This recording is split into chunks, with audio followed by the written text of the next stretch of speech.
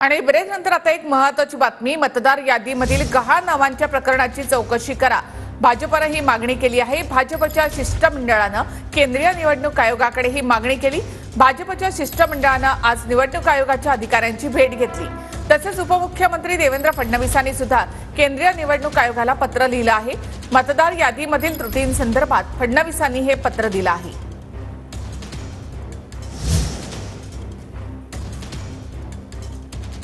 सार्वत्रिक लोकसभा निवडणुकीत मतदानाच्या वेळेला गहाळ झाली, कमी झाली, त्यांना मतदानाचा अधिकार बजावता आला नाही आणि त्यामुळे 2019 ते 2024 मध्ये गहाळ झालेली, कमी झालेली जी नावं आहेत ती कशामुळे कमी झाली, ती कोणाच्या आदेशाने कमी झाली, ती परत कशी मिळवता येतील, या सगळ्याची चौकशी करून त्यांना सुद्धा मतदान करण्याची संधी मिळावी या पद्धतीचं निवेदन केलं आणि त्याबद्दल आयुक्त हे सकारात्मक होते।